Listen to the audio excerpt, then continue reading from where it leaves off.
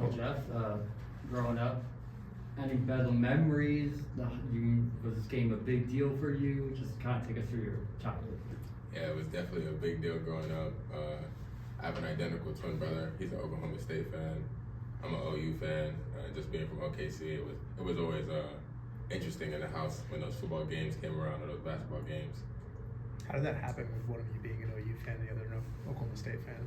It was really colors. Like my favorite color was red. His favorite color was orange. So it just happened that way. Do you kind of take it upon yourself, like you and Dayton, I guess, to talk to the guys about what this means?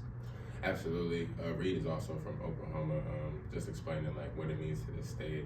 And we also had a game last year, so the guys have a pretty good understanding that it's a very, very deep rivalry. I know you guys didn't play in that game last year due to injury, but just what did you take away from that experience and being in Paycom with all those fans from the state like that? Just seeing like the house divided, like in the building, like half orange, half red. Seeing how serious the state took it, and also like that was my first time ever being like on a team in Bedlam. So just seeing like how much that meant to the state, and now having the opportunity to compete. Jadon, for you, what's it meant just to, I guess, be healthy and be playing some of your best basketball right now here in your last year? It's a blessing. I'm very lucky to be here. I love being part of this team. The guys are great, the coaches are great, and being away from basketball, is hard, especially for as long as I was. So, I'm really thankful for every night, and I'm happy to be healthy. When did it kind of click for you? You felt like, okay, I'm back where I used to be. Was there a game or a moment, a practice this season that it really clicked?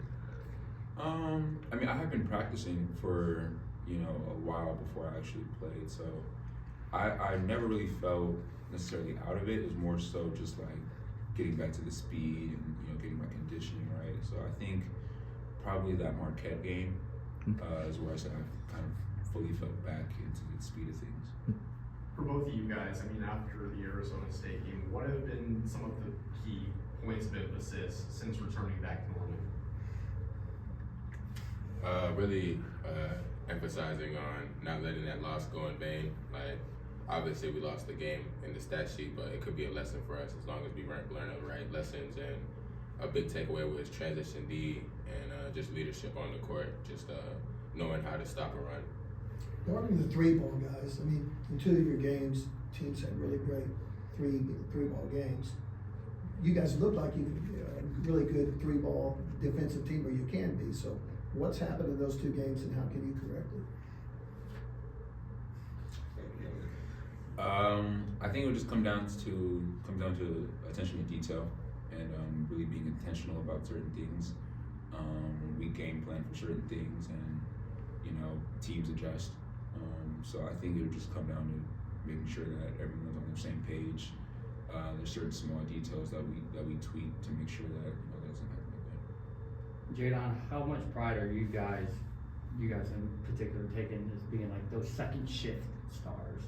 Want to try to provide the energy coming off the bench? We take a tremendous amount of pride. Everyone has a role. Everyone is here to contribute and help win. No one wants to be, the reason or part of the reason why a team goes on a run or like the opposing team goes on a run. So once you're on the court, you're on the court. You have a job to do. It's your responsibility to keep the momentum in the right way. So as long as you're out there, you're doing everything you can to make sure you win a game. What do you guys know about OSU? Just as a team, do you know any of their guys or what they're good at, things like that? I don't know him any personally.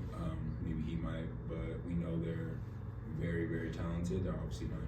They're great in transition. They have, I think, 4 guys who average around 15 or more. They're all D1 athletes, so we have respect for them, and we're going to go out there and we're going to approach it as such.